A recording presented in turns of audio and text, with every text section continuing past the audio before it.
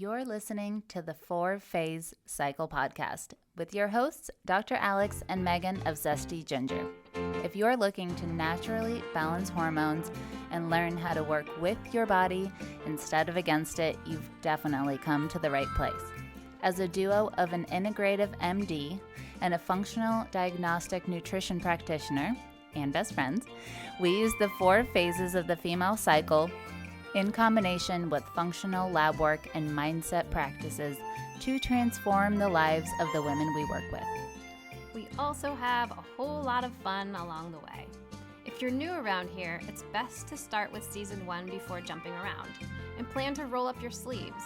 Showing up for ourselves and enjoying our lives is what good health is all about. Just a quick reminder though, this information is not intended to diagnose, manage, or treat disease. Always consult with your doctor before making changes. Hello, party people. Dr. Alex here with you. Hope you're having a good day, night, evening, wherever you are in the world. Thank you so much for joining me. I'm really glad that you're here. Today we're going to be talking about evolving the mind-body connection because we've been aware and navigating this concept of the mind-body connections for a couple decades now.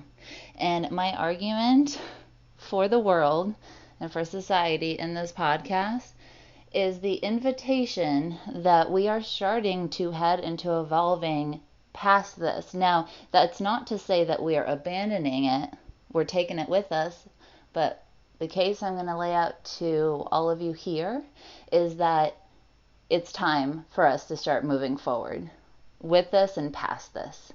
And so we're going to dig into that today. But first, as usual, I just wanted to share about what's going on at Zesty Ginger headquarters overall. So we just finished our first in-person practitioner retreat, and it was amazing. If you were following on social media, you saw just how much fun we were having, and it was such a powerful week. Megan and I knew that the people coming to the retreat would have a very transformative experience. We knew that, we were confident in that, we knew the 7 days, the way that we had created it, would get people results. And I am still shocked, like get goosebumps level of just how powerful it was and what the breakthroughs actually were. I mean, there's everything from completely transforming someone's relationship and them having a lot of breakthroughs around that, people having breakthroughs around their health and who they're being as healthcare providers in the world. There are breakthroughs around things like traveling and empowerment and your relationship with, anxiety, depression, these big things that impact us. It had such far-reaching consequences, and they just went home. So it's been an honor, and we're so grateful that we get to do what we do because Megan and I are still floored at the transformations happening, and we know it's just the beginning, and that this group of providers will go out and impact thousands, maybe even millions of people over the course of their lives. That honestly is the most motivating, empowering stuff that I can possibly think of. Like, there is nothing that will get me out of bed in the morning like this.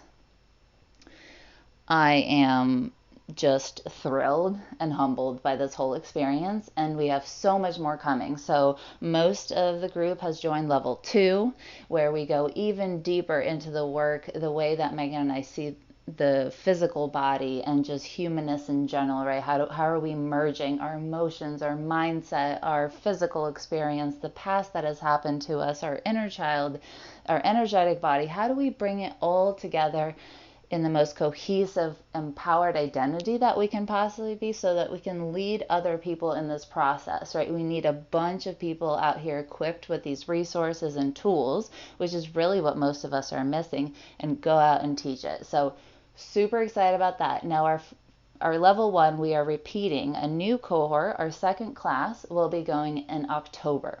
If you are jiving with what I'm saying, generally speaking, you will know in your body, if you're hearing this and you are meant to be here, you will know. So, feel into yourself and reach out, because we can get you in touch with the people there. They can share their experience. You can hear from us what we do. And if it makes sense for you to add the certification as part of the work that you are already doing. We welcome new and experienced practitioners of all kinds. Basically, if you are in service to humans, you are eligible for it, and reach out to us so that we can figure out if it's a really great fit, because that is what we want. We want everyone going into it to be really clear and cohesive on what they're doing, what the process is, and why it's important to them. So shoot us an email at support@zestyginger. Other than that, let's see, I did also get to expand and open up for a couple more spots for one-on-one clients. I have people coming in. I'm going to be hopping on the phone, and just reach out to me, same email, if that is something that you're interested in. And as spots open and as people make decisions, I will get you in. So reach out if you are looking for support. If you're like, look, I've been doing this long enough, I'm just not getting to where I want to be, reach out and let's chat. Okay, so now going back to our topic, this whole mind-body connection. Now, I love the mind-body connection. I think it's so accurate, and I think it describes so much of who we are, right? How we think up in our, I guess up is our mental body is all around us, but what we think in our space and how we perceive the world then impacts the body. And I'm certainly not here to deny that. I absolutely think that's true. And I think that we have basically gotten a hold of and grasped on one part of the picture. And for whatever reason, I think that we just tend to do this in society, is that we get so focused on writing that out that we fail to recognize when it starts to be less and less of service to people, because the concept has run out, right? There are things that are true in life, right? And in the world.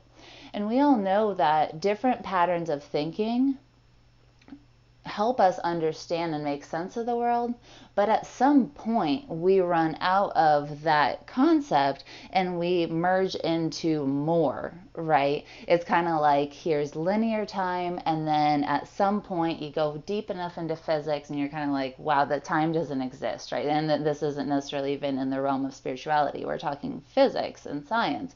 And then if you go even deeper into spirituality and expansion and all of that understanding, we begin to see that these rules like gravity and time, on some level, you zoom out far enough, they become a limiting thing as opposed to the whole story.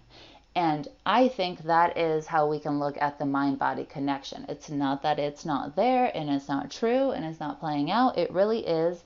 And there's more to the story. And I think there's a lot more categories that we are not talking about. For example, the other way is also true, right? The body-mind connection is a really beautiful thing to begin to also navigate as we begin or continue to navigate the mind-body connection, right? And this is different than saying we have physical symptoms, right? Because that's actually just the physical body, and we're acknowledging what that does.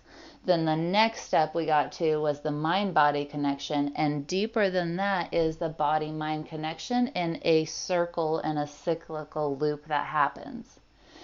And when we begin to have the conversations that accurately describe this, that it's actually a bidirectional street, and that our body has information that is then registered at the mind level so that we can then make determinations that send out instructions back to the body. Now we're really talking about that whole conversation, at least between the mind and the body. And that are things that traumas and triggers and reactions to things. Who, among you listening has had that where you're like, I don't know why, I don't know that person, I've never seen that person, but I feel really uneasy about them. Or, hey, I'm starting to I'm driving at night and I have those kind of feeling of impending doom. What is it that's happening here? Well, a lot of times our physical body stores data and information that is not readily accessible by the conscious mind. And so what can happen is that the physical body will begin to talk, right? It'll begin to create symptoms, is what we call them, but really we're having a conversation that says something about this isn't working for me, right? Whether it's relation to those examples that I gave, or food. Hey, I used to eat like this, it's not jiving anymore. Or someone else said to eat like this and I'm just not feeling it, right? And when we begin to recognize that the physical body can start the conversation and register at the mind level, it actually also allows us to have some really big aha moments and some breakthrough. Because if we're always trying to say, oh, it's our mind telling the body this, well, then you can sit there and nitpick your thoughts and have all sorts of tools to do it, and be stuck in the mental body trying to resolve something that the physical body is starting and needs to access, right? And that is where getting into the physical body and allowing ourselves to quiet our mind enough through practices like meditation, breath work, hypnosis, candle gaze. I mean, I could think of 1,000,010 things. Just getting out of our heads and getting into our bodies, yoga, dance, movement of any kind. That kind of stuff can begin to bring us information that is not actually getting stored in the mind. It's being communicated to the mind, right? So looking for it before it's communicated and received by the mind is not going to get us very far. But going into our body for this information and allowing it to speak so that the mind can interpret what it's saying, now we're up and running, right?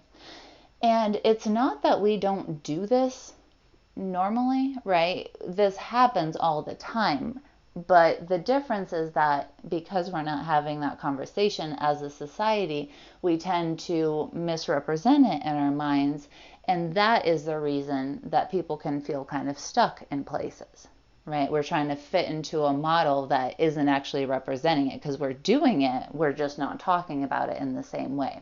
So this is really just the honoring of the authentic processes that are already happening. So that is that set. Now let's go on to other pairings that can happen. So the emotional body to the physical body, right? The emotion to body connection and the body to emotion connection is another version of this, right? That we have emotions that are their own language. And so we begin to have two parts of ourselves, two aspects of ourselves speaking and having a communication. That is to say, our emotions are guiding the information to our body, and our body is then continuing to inform our emotional landscape. The safety with which we feel that we can express our emotions, the response that our body has to certain emotions, and of course the interpretation. If you have certain emotions linked to a panic response, then of course that is where we see it playing out. That's not to say we won't also have thoughts that mirror this connection. They're quite overlaid in that way. But when you begin to appropriately recognize this is an emotion stored in my emotional body and it's driving the physical response, and therefore my physical response is also going to inform the emotions as they happen, well, then we can really begin to flow with that process the same way we do with the mind-body connection. You're essentially seeing it all then as the information that it is. It's just feedback about you internally, you externally, and all the things that then interface with you. And we can keep going, right? Our energetic body has its own anatomy. That's part of what we're covering in level 2 for the practitioners, is that there's also an energetic body that is overlaying on the physical body. It's larger, and that also informs. So we have plenty of things, information, past experience, the things we kind of came with as a resource and or to resolve, usually and. All of these things then inform the choices we make, the things we experience, our reaction to what we're experiencing, and of course that is playing out and manifesting in the physical body and back again, right? That is how we can begin to feel into, from an energetic sense, where are we going, what's right, who are we tuning into for guidance, right? Whatever your model of religion or spirituality is. Each of these pairings are a two-way street. And once you realize that you can match them up, mind, emotion, emotion, mind, mind, body, body, mind, emotion, body, body, emotion, right? Once you realize how many ways that you can actually have this pairing, our whole world just explodes into possibilities and resources and answers to problems that we have that we can then have solutions for, answers for, and begin to support ourselves through, right? It's so much less limited than saying I have to think and provide mental exertion to make sure that my body is following that signal. Yeah, sure, but that's only one little keyhole to look through. When we begin to see just how many pairings and options there are and how many ways that we are getting information from ourselves, our world, and others, it becomes very exciting. It's a really exciting way to see ourselves, because even if we misstep and we miss some information, right? Our body, maybe we're a little busy, we're not paying attention to our physical body. Well, then there's like a whole bunch of other options that our system has to communicate with us. So then, you catch it on the emotions, or you catch it on the mindset, whatever it is, it opens you up to have your own backup, right? It's kind of like making sure that we have so many ways to be successful that no matter what, we can get there. And that's what resources and tools do for us. That was a big part of what we talked about in the training. Humans right now do not need to be told more of what the problem is. We all already got the problem. Yeah, life is hard. We're having a hard time. Like, we feel divided. There's a lot of stuff going on. But what's the answer? It's backtracking and giving people true resources that they feel empowered and supported and powerful and in charge and in control and determining their own experience, right? All of these things that are so vitally important for us revolve around this concept of when you have options, then you can have lots of resources. And when you have lots of resources, whenever something comes along and knocks you a little off kilter, it's okay.